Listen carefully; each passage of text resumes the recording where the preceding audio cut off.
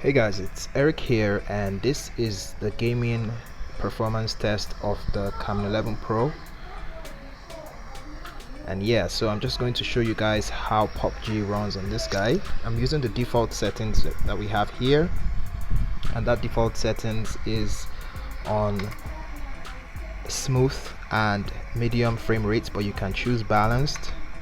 And okay, so you can choose balanced. So I'm just going to go to the default settings. Let's do this.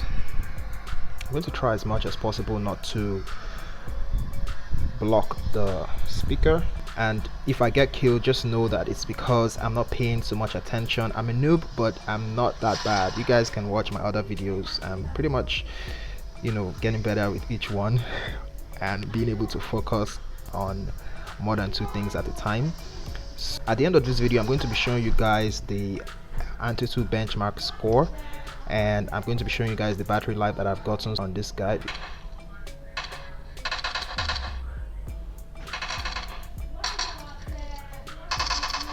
So I need to go out where the action is.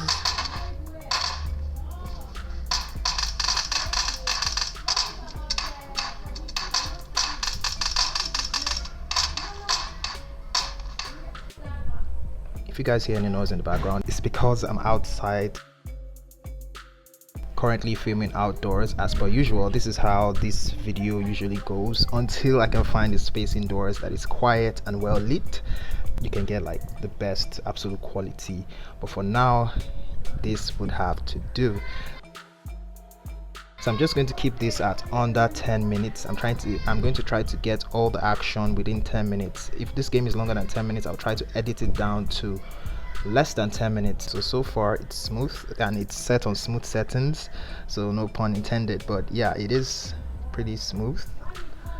I'm kind of liking the vibe that PUBG gives me. Every time I play PUBG on the phone and it's laggy, I'm like, okay, it's laggy, but it's still playable. But on this guy, it's not laggy at all. So a completely smooth experience for me throughout. So far so good. And this is the reason why I say to people that if you're going to choose between an octa-core chipset and a quad-core chipset, no questions asked, I would always tell you to pick the octa-core chipset for gaming, just because it handles games a lot better. And then at the same time, the fact that you have more RAM on this guy means that you can leave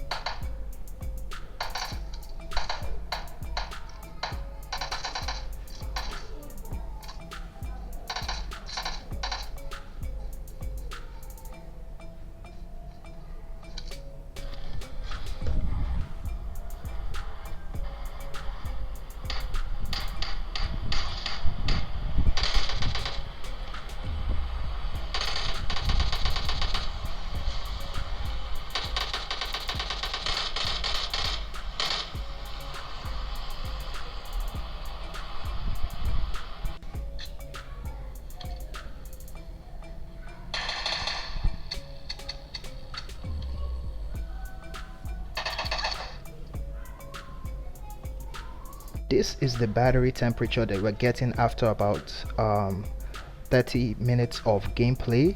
It got pretty warm at the back, but nothing to worry about. Let me quickly show you the battery life that we're getting on this thing. We have 3 hours and 46 minutes of screen on time in the course of 14 hours. Well, I slept through the sparrings and I started to do a bit of file transfer. I played file transfer testing. I played some games for a bit, and I did some Instagram.